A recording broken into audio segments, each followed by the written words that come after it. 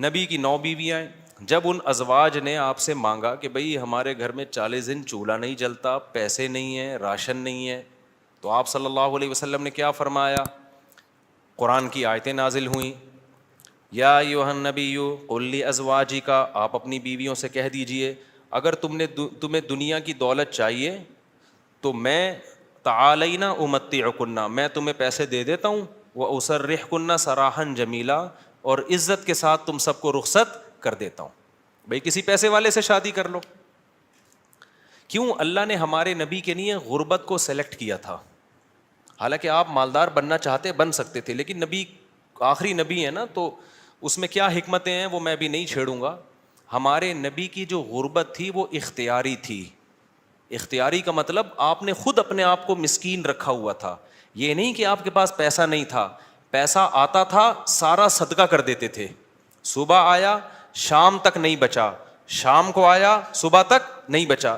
لیکن مجھے اور آپ کو اس طرح کرنے کی شریعت میں اجازت نہیں ہے کہ آج سے پتہ چلے آپ نے سارے بینک خالی کیے, سارا سونا وونا, گھر کے پلاٹ کی فائلیں والے بیچ باچ کے تمبو لگا کے روڈ پہ آ کے بیٹھ گئے اور بیگم سے کہہ رہے ہو رہنا ہے اسی طرح رہو تمبو میں ورنہ نکلو. یہ آپ کو اجازت نہیں ہے. کیوں نہیں ہے؟ یہ ٹاپک نہیں ہے میرا, کیونکہ میں نے اگر اس ٹاپک پہ چلا گیا تو یہ جو ٹاپک آج لے کے چل رہے ہیں وہ چینج ہو جائے گا. بس ابھی فی الحال یقین کر لیں کہ مولوی صاحب اگر کہہ رہے ہیں تو علم کی بنیاد پہ کہہ رہے ہوں گے. تو یہ نبی کے لیے اللہ نے اس طرز زندگی کو سلیکٹ کیا ہے, میرے اور آپ کے لیے یہ نہیں ہے. ہمارے اور آپ کے لیے یہ کہ تمیز سے اچھے بچوں کی طرح کماؤ, کچھ جمع بھی کرو, خرچ بھی کرو, گھر والوں پہ ہاتھ بھی کھلا رکھو, اچھے بچوں کی طرح اس طرح سے زندگی گزارو, فنٹر بننے کی کوشش فرض واجب نماز روزہ یہ پورے کرو بس. لیکن نبی کا معیار اونچا تھا. تو نبی صلی اللہ علیہ وسلم نے فرمایا تعالینا امتعکن واسرحکن سراحا جمیلا, میں تمہیں رخصت کر دیتا ہوں, کسی مالداروں سے شادی کر لو. اس زمانے میں طلاق یافتہ بیوہ کی شادی ہونا کوئی مسئلہ نہیں تھا, ایک سے ایک رشتہ مل جاتا تھا. یہ تو ہمارے زمانے میں نحوست ہے کہ نہیں ہوتی شادیاں. اور اگر تم اسی طرح رہنا چاہتی ہو تو اسی طرح غربت میں میرے ساتھ گزارا کرنا پڑے گا. تو تمام کی تمام امہات نے, نبی نے ان کو طلاق کا باقاعدہ اختیار دیا. یہیں سے علماء نے مسئلہ نکالا ہے کہ طلاق مرد خود بھی دے سکتا ہے, بیوی کو طلاق کا اختیار بھی دے سکتا ہے.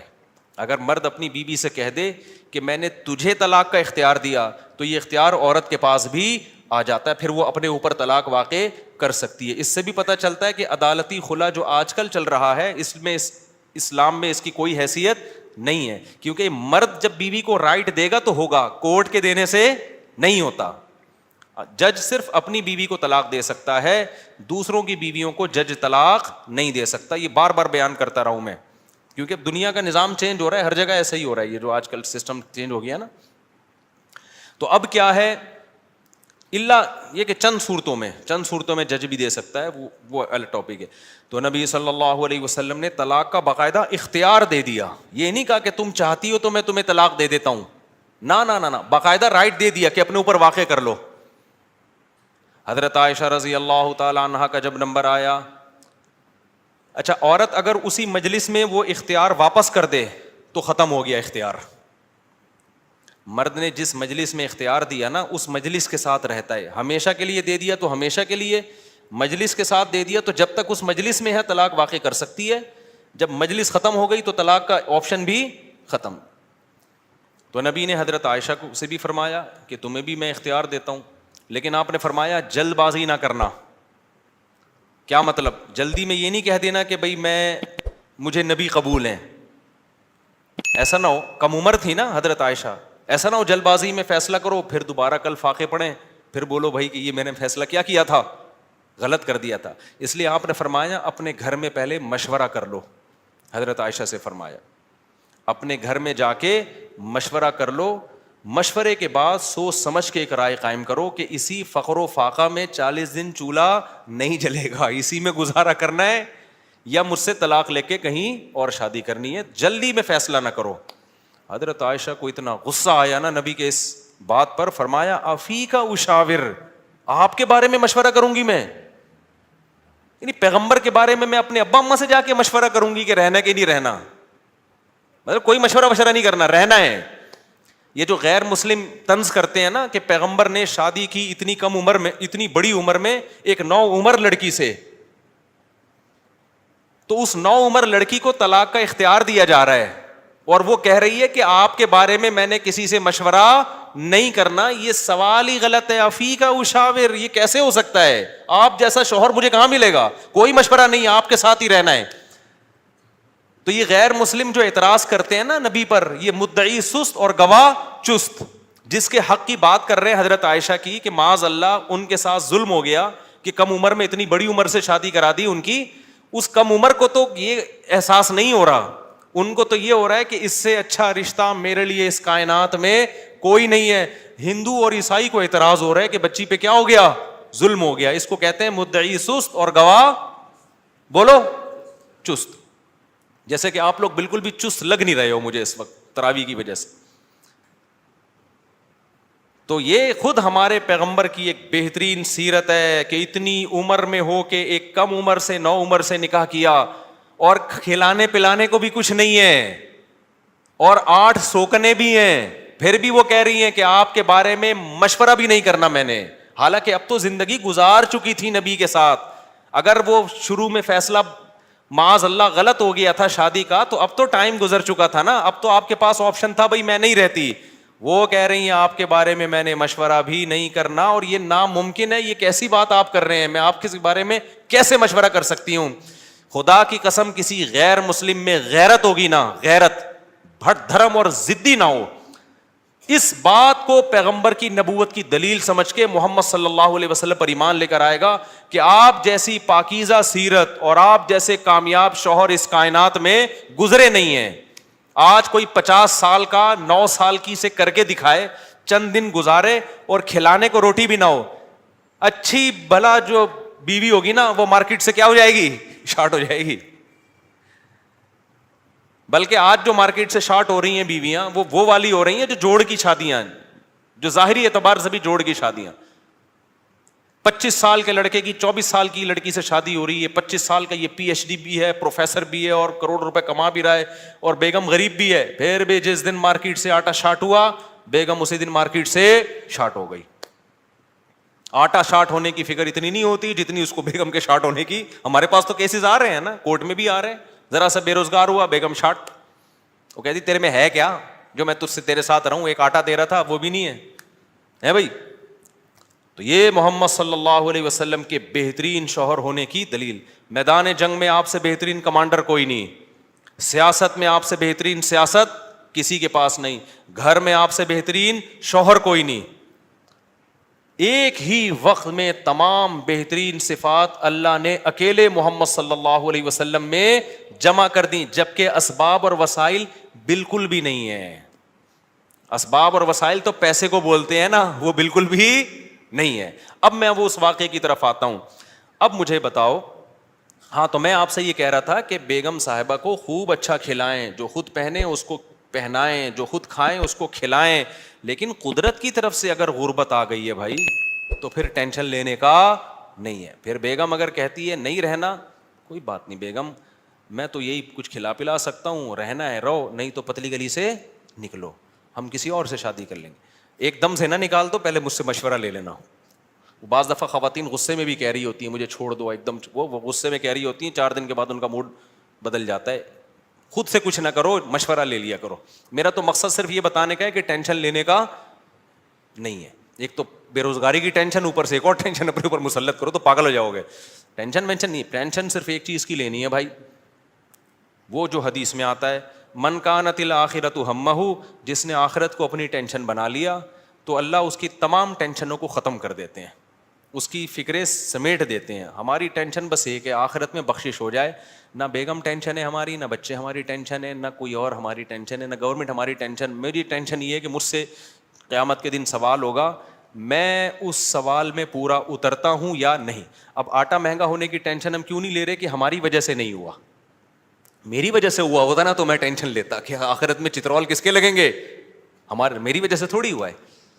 اب اگر ہمارے پاس مسائل ہیں تو مہنگا آٹا خریدیں گے، وسائل نہیں ہیں تو بیگم کو بولیں گے پاپے چائے میں ڈبو کے، پاپے بھی آٹے کے بنتے ہیں.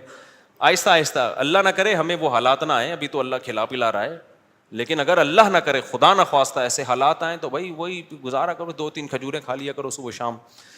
مرتا نہیں ہے بھوک سے اتنی جلدی انسان, اور جب آپ بھوکے رہو گے نا ایک دم کولیسٹرول کم ہوگا, جوان ہو جاؤ گے. میں آپ کو بتاؤں, ابھی تو ڈاکٹر کہہ رہے ہیں کہ بھوکا رہنے سے بہتر کوئی جوان ہونے کا نسخہ نہیں ہے, تو ڈاکٹر بھی اس طرف آ گئے ہیں, اگرچہ کھا دبا کے رہے ہیں, وہ بھی مشورے اس طرح کے دے رہے ہیں. تو خیر, اب دیکھو حضرت ابو سعید خدری رضی اللہ تعالی عنہ نبی کے پاس آئے, سارا گھر لٹا دیا. ایسے موقع پہ جب کوئی آئے گا تو اس کو کیا مشورہ دیا جائے گا؟ بھائی سب سے زیادہ ان کو راشن دیا جائے, تسلیاں دی جائے. لیکن نبی کے سامنے آئے, ہاتھ پھیلایا, یا رسول اللہ میری ماں نے بھیجا ہے, باپ بھی شہید اور بھائی بھی شہید, اور احد میں آپ کی خاطر شہید ہوئے ہیں, آپ نے کہا تھا لڑائی کے لیے جاؤ. نبی نے فرمایا من یستعفف یعفہ اللہ, یاد رکھو جب تک آخرت میں ایمان نہیں ہے نا, غیرت کے علاوہ سب کچھ آئے گا آپ کے اندر. میں نے بڑے بڑے لالچی لوگ دیکھے, داڑیاں ٹوپیوں والے, ایسے نور ان کے چہروں پہ برس رہے ہوتے ہیں نا, آدمی کہتا ہے پتہ نہیں کہاں سے نور کی کریمیں لگائی ہیں اس نے. ایسے مکار لچڑ ہوتے ہیں نا کہ آپ کی سوچ ہے مذہب کا منجن بیچتے ہیں. میں نام لے کے بتا سکتا ہوں کون کون یہ کام کر رہا ہے, لیکن فتنہ کھڑا ہو جائے گا. نام لے کے بتا سکتا ہوں کون داڑھی ٹوپی کا منجن بیچ رہا ہے. ایسا نیک لگے گا جیسے اس سے بات ایسی کرے گا وہ اللہ رسول کے علاوہ کوئی بات ہی نہیں. مجھے ڈر لگتا ہے غصے میں کہیں میرے منہ سے نام نہ نکل جائے ان لوگوں کا, لیکن ایک بڑا فتنہ کھڑا ہو جائے گا, اس لیے نام نہیں لے رہا میں. اور یہ مذہبی لوگوں میں منجن بہت ہے, کیونکہ مذہب کے نام پہ نا منجن بکتا بڑی جلدی ہے. لوگ یقین کر لیتے ہیں حضرت جی اتنے نیک, ماشاءاللہ بغلیں بھی صاف حضرت کی, اور اتنے خوبصورت. تو یاد رکھو فراڈی آدمی کے لیے داڑھی رکھنا اور پگڑی پہننا کوئی مشکل کام نہیں ہے. فراڈی یہ کام کر بھائی داڑھی ٹوپی داڑھی رکھنا ضروری ہے, لیکن یہ بھی تو ہو سکتا ہے چور نے داڑھی رکھی ہو لوگوں کو الو بنانے کے لیے. مدرسے والے کبھی چور نہیں ہوتے, چور لوگ مدرسہ کھول لیتے ہیں کہ پیسہ آئے گا. بڑے بڑے ٹرسٹ چل رہے ہیں جو بڑے بڑے فراڈی ہیں,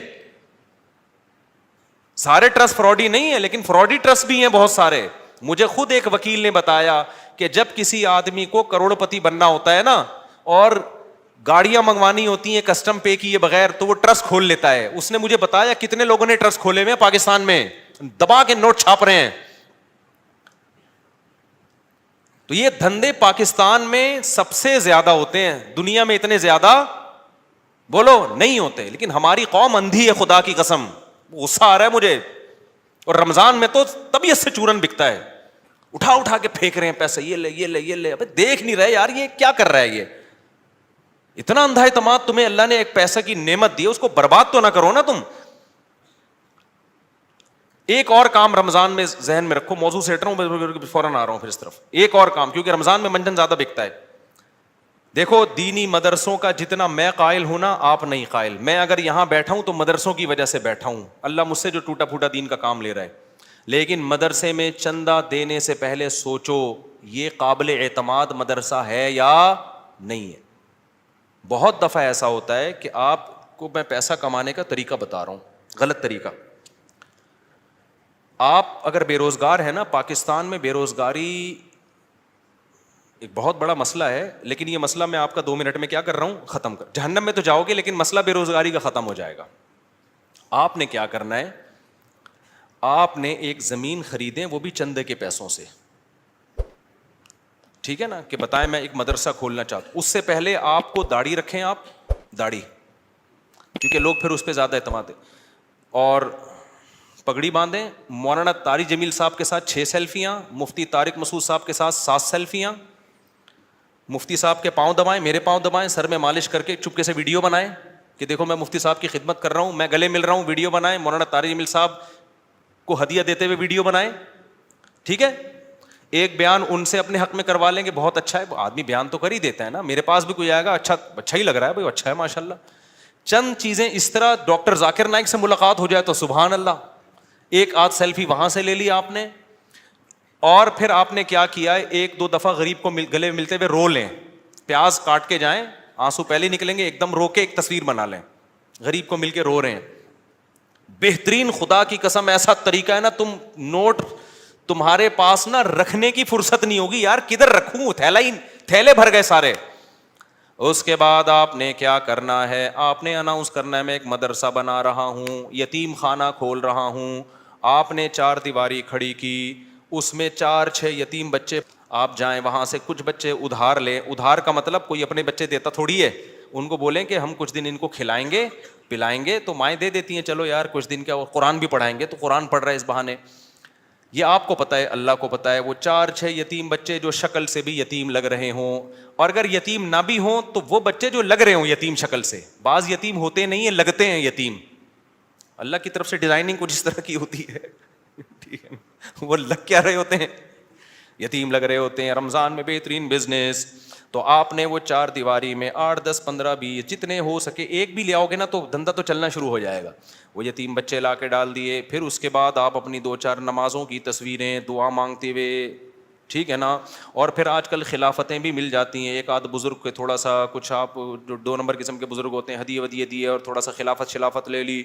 وہاں سے اس کے بعد پھر میرے بھائی اب جو آپ کے پاس پیسہ آئے گا نا, آپ آگے آگے اور پیسہ آپ کے پیچھے پیچھے. لوگ کہیں گے یار یہ میری طرف سے بکرا, 10-10, 20-20 لوگ بکرے لا رہے ہوں گے, 9 بکرے آپ کے گھر میں, 1 بکرا کاٹ کے بچوں کو کھلا دو. لوگ سمجھ رہے ہوں گے دیکھو بکرا کھلا رہا ہے نا, یہ لوگ یہ تھوڑی دے رہے ہوں گے کم بخت کھلا کتنا رہا ہے, اور 9 تو گھر میں پہنچائے ہیں اس نے, اور وہ قصائیوں سے ان کے رابطے ہیں, وہ بک رہے ہیں مارکیٹ میں.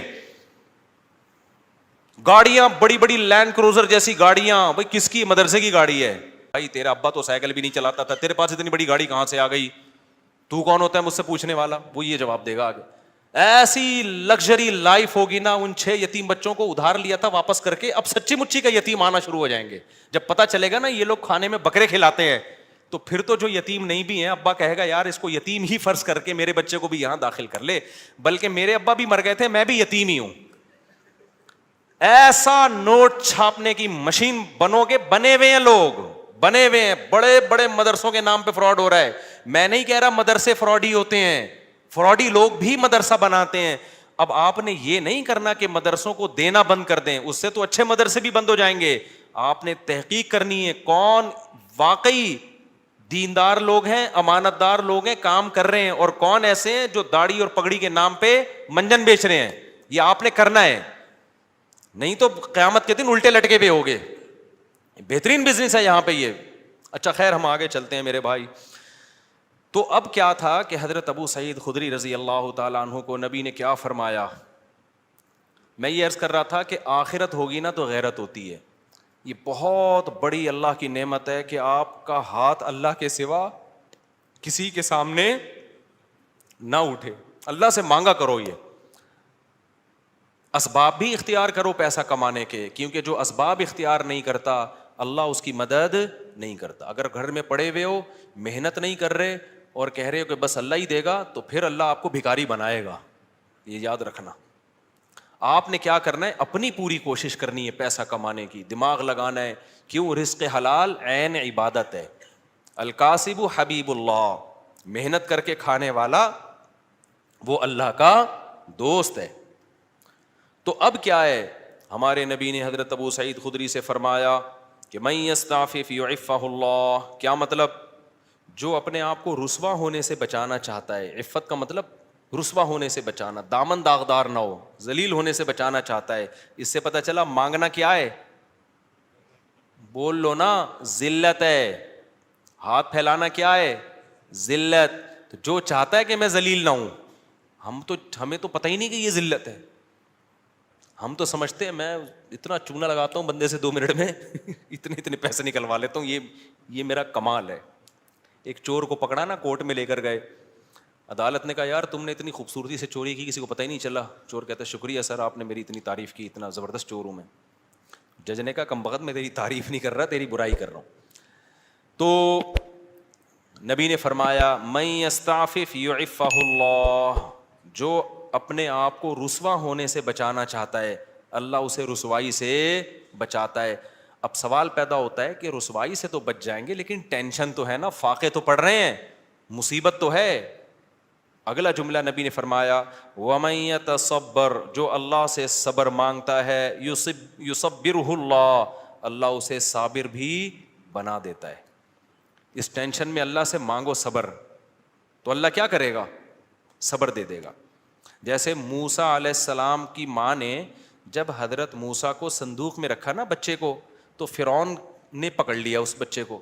اب قرآن کہہ رہا ہے موسیٰ کی ماں دل برداشتہ ہو گئی, میرا بچہ کس کی گود میں چلا گیا ہے؟ فرعون کی. ماں تو ایک دم ہو جائے گی نا. اگر جا کے بتا دیتی کہ میرا بچہ ہے, فرعون نے فوراً قتل کر دینا تھا اس کو. لیکن عورت جذباتی ہوتی ہے, وہ انجام نہیں دیکھتی, وہ جذبات سے مغلوب ہوتی ہے. لیکن قرآن کہتا ہے وَرَبَطْنَا عَلَىٰ قَلْبِهَا, ہم نے موسیٰ کی ماں کے دل کو باندھ دیا. کیا بلاغت ہے قرآن کی. موسیٰ کی ماں کے دل کو کیا کر دیا؟ رسیوں سے باندھ دیا, جیسے ہلے نہیں اپنی جگہ سے, دل برداشتہ نہ ہو. یہ قرآن کی بلاغت ہے, یعنی صبر کی توفیق دی. اس صبر کی توفیق کو بیان کرنے کے لیے قرآن کیا کہتا ہے؟ موسیٰ کی ماں کو کے دل کو ہم نے رسی سے کیا کر دیا؟ ایسے کس کے باندھ دیا, ہلے نہیں بھائی. جیسے کسی بندہ ہل رہا ہو نا, آپ اسے رسی سے کس کے بالکل بند کر دو, اب وہ گیا, یعنی وہ ہلنا بھی چاہے تو نہیں ہلے. تو اس سے پتہ چلتا ہے کہ بعض دفعہ انسان بے صبرا ہو رہا ہوتا ہے, لیکن اللہ کی طرف سے اس کو ایسی توفیق ملتی ہے کہ اللہ اس کے دل کو رسیوں سے باندھ دیتے ہیں. ہلنا نہیں, چپ کر کے تمیز سے بیٹھا رہے, مجھ پر اعتماد اور توکل کر. اسی لیے قرآن میں نبی کو اللہ نے فرمایا وما صبرک الا باللہ, اے نبی آپ صبر کریں, لیکن آپ کا صبر اللہ کی توفیق کے بغیر نہیں ہوگا. یہ صبر بھی آپ نے اللہ سے مانگنا ہے. تو نبی نے فرمایا جو صبر کرنا چاہتا ہے اللہ اس کو صبر کی توفیق دیتا ہے. آج ڈپریشن اس لیے بڑھ رہی ہے کہ صبر کرنا چاہتے ہی نہیں ہے. جو ٹینشن آئی, جو مصیبت آئی, بس نکال دو فوراً جا کے. جو پہلے آ گیا نا وہ پٹتا ہے. آپ جب غصے میں بیٹھے ہو تو جو شروع میں آ گیا نا وہ اس کا کیا ہو گیا؟ بیڑا غرق ہو گیا. اس کے بعد حدیث دیکھو, حضرت ابو سعید خدری واپس چلے گئے. کیوں؟ نہ ماں نے کوئی اعتراض کیا, نہ 10 سال کے بچے نے کوئی اعتراض کیا. کیوں؟ لیڈر کو دیکھ رہے تھے کہ لیڈر ہم سے زیادہ قربانی دے رہے, اور آپ کی صداقت پہ یقین تھا. حدیث میں آتا ہے کہ حضرت ابو سعید خدری نے زندگی بھر کسی سے نہیں مانگا, یہاں تک کہ اپنا کوڑا بھی گرتا تھا نا اونٹ سے تو نیچے اتر کے اٹھاتے تھے, وہ کوڑا بھی نہیں مانگتے تھے کسی سے. حالانکہ یہ تو ٹھیک ہے کوئی کوڑا دے دو مجھے میرا کوڑا, لیکن نہ بس نہیں تو مطلب نہیں, اب سب کچھ خود کرنا ہے, اب نہیں مانگنا کسی سے کوڑا. وجہ کیا ہے؟ لیڈر کی طرف سے موٹیویشن مل رہی ہے, کیونکہ پتا ہے لیڈر یہ بات بتانے کے پیسے بولو نا نہیں لے رہا, اور دیکھ رہے ہیں کہ ہمارے گھر میں فاقہ ہے تو لیڈر کے گھر میں اس سے زیادہ فاقہ ہے, اس سے زیادہ فاقہ ہے. تو اس لیے آپ اگر گھر میں سربراہ ہیں نا, بچوں کو انسان کا بچہ بنانا چاہتے ہیں تو پہلے خود انسان کا بچہ بننا پڑے گا. یہ میں اصل میں ایکچولی میں یہ کہنا چاہ رہا تھا, جس کے لیے پورا میں نے واقعہ سنا ہے. اصل آپ کون سا میدان جنگ میں جا رہے ہو, جہاد میں جا رہے ہو, ماں باپ اور بھائیوں کو کٹوا رہے ہو آپ. تو ایکچولی جو میں بات عرض کرنا چاہ رہا تھا کہ اگر آپ چاہتے ہو کہ آپ کی بیوی انسان کی بچی بن کے رہے تو آپ کو پہلے انسان کا بچہ بننا پڑے گا. آپ چاہتے ہو کہ میرے گھر میں اخلاق کا ماحول ہو, تمیز سے بات کیا کریں, تو پہلے آپ کو تمیز سے بات کرنی پڑے گی. آپ بیگم سے کہہ رہے ہو تمیز سے بات کرو, اس کا مطلب آپ خود ہی تمیز سے بات نہیں کر رہے. وہ تو آپ کا ایٹیٹیوڈ دیکھ رہی ہے نا. باپ گھر میں آ رہا ہے چنگیز خان بن کے چیخ رہا ہے یہ کیا ہو رہا ہے, پھر وہ کہہ رہے سب آرام سے بات کریں, تو کہیں گے نا ابا آپ تو آرام سے کر نہیں رہے. ایک صاحب کو غصے پہ بہت غصہ آتا تھا. ایک صاحب ہمارے جاننے والے تھے, جب کوئی غصہ کرتا ان کو بہت غصہ آتا, غصہ کیوں کر رہا ہے, اسی بات پہ ان کو غصہ آتا تھا. ہم کہتے تھے اس کو جتنا غصہ آ رہا ہے نا کسی بات پہ, اور آپ کو اس غصے پہ اس سے زیادہ غصہ آ رہا ہے, تو اس کو غصہ کیسے ٹھیک ہوگا. اب آپ کسی کو یہ سمجھا رہے ہو کہ غصہ مت کرو, تو یہ بات آپ کو آرام سے کہنے پڑے گی, غصے سے نہیں. کیونکہ اگر آپ نے غصے سے کہہ دی اس کا مطلب وہ جو کام وہ کر رہے ہیں آپ بھی وہی کر رہے ہو. تو مارکیٹ میں جو چل رہا ہے نا وہ بتا رہا ہوں میں آپ کو. تو اس لیے میرے بھائی, جب بھی کوئی بات ہم نے اپنے بڑوں کو دیکھا ہے کہ ہمیں اگر سخاوت کی ترغیب دی نا انہوں نے کہ خرچ کیا کرو، تو میں نے اپنے بڑوں کو دیکھا انہوں نے ہم سے 20 گنا زیادہ خرچ کیا. 20 گنا تو وہ ہے جو ہمیں نظر آ رہا ہے، جو نظر نہیں آ رہا وہ پتہ نہیں کتنا ہوگا. ہم نے دیکھا کہ انہوں نے ہمیں کہا کہ عبادت کیا کرو، تو ہم نے دیکھا کہ وہ ہم سے کئی گنا زیادہ عبادت کر رہے ہیں. انہوں نے دیکھا اللہ پہ اعتماد اور توکل کیا کرو، انہیں ہمیں کہا تو ہم نے دیکھا کہ وہ ہم سے زیادہ اللہ پہ اعتماد اور توکل کر رہے ہیں. انہوں نے بولا کہ ہم نے مدرسے میں کوئی انتظام کرنا ہے، چندہ جمع کرو، تو خود اپنی جیب سے سب سے زیادہ چندہ دیا. نہیں آ رہی بات؟ چھوڑو رہنے دو، ایسے ہی ٹھیک ہے. تو گھر میں بچوں کو عمل دکھایا کرو. آپ اگر اپنے بیٹوں کو سمجھاتے ہو کہ بہنوں کے ساتھ اچھا سلوک کرو، یہ اس زمانے کی بات ہے جب گھر میں بچے بچیاں ہوا کرتے تھے. اب تو ایک آدھ ہوتا ہے تو وہ سارا سیٹ اپ ہی برباد ہو. پہلے یہ ہوتا تھا 7-8 بہن بھائی ہیں تو ماں باپ بھائیوں کو حکم دیتے تھے بھائی بیٹوں کو بھی بیٹیوں کا بھی خیال کرنا. اب تو ٹیاں ہے ہی نہیں، ٹی رہ گئی ہے. بیٹیاں نہیں ہوتی، ایک آدھ بیٹی ہوتی وہ خود ہی اپنا خیال رکھ لے گی، اس کے لیے آپ کو نہ وصیتیں کرنے کی ضرورت نہ تکلف کی. یہ ان لوگوں کی بات کر رہا ہوں جن کے ہاں بچے ہوتے ہیں، خاندان ہوتے ہیں، چاچے مامے خاندان گھر آباد ہوتے ہیں، تو ان کے لیے خصوصی پیکیج ابھی میں پیش کر رہا ہوں کہ جب وہ اپنے بیٹوں کو سمجھائیں کہ اپنی بیٹیوں کا خیال کرنا، تو کیا مطلب بھائیوں کو سمجھا رہے ہیں بہنوں کا، تو پھر آپ نے ان کے سامنے اپنی بہنوں کا خیال کر کے دکھانا ہے. اپنی بہنوں کو دعوت دو، ان کو ہدیے دو، ان کو پیسے دو. بچوں کو پتا چلے ہمارا ابا اپنی بہنوں کا اتنا خیال کرتا تھا تو ہمیں بھی ابا کے جانے کے بعد اپنی بہنوں کا خیال کرنا ہے. ان کو پتا ہے ابا کے پاس نصیحتوں کے علاوہ کچھ بھی نہیں ہے، ٹھیک ہے. پوری تقریر ابا کی 1 گھنٹے کی ہوتی ہے، لیکن ابا کی جب بہنیں آتی ہیں تو ابا 5 روپے بھی خرچ کرنے کے لیے تیار نہیں ہے. بچوں کو آپ نے کہا کہ دیکھو بیٹا، تمہارے بھائیوں میں کوئی غریب ہو جائے، بھائیوں میں پہلے ہوتے تھے، اب بھائی نہیں، ایک آدھ بچہ ہی بس، سارا برباد ہوگا. مجھے تو اتنا غصہ آتا ہے نا، پکڑ کے چترول لگانا شروع کر دوں کہ تم لوگوں نے فیملی پلاننگ والوں کی باتوں میں آ کے کیسا بیڑا غرق کباڑا کر دیا اپنے گھروں کا یار. سارا فیملی سسٹم تباہ کر دیا. اس کے لیے شادی کرنے کی ضرورت ہی نہیں تھی تم لوگوں کا یار. شادی تو ہوتی بچے پیدا کرنے کے لیے، ایسے ہی تھوڑے دن رہ گئے تھے زندگی گزار لیتے. ٹینشن، بیگم کی ٹینشن کی بھی کیا ضرورت ہے؟ اور اگر ٹینشن لے لیے تو ایک آدھ بچے سے زیادہ تو پھر اس کی ٹینشن ہوتی ہے. بچوں کی وجہ سے تو بیوی کو پال رہا ہوتا ہے آدمی. خیر اب یہ باتیں پھر خواتین ناراض ہوتی ہیں، ویسے بھی پالتا ہے، ایسا نہیں ہے صرف بچوں کی وجہ سے، تو بلکہ پالتا کہاں ہے، خود پلتی ہیں.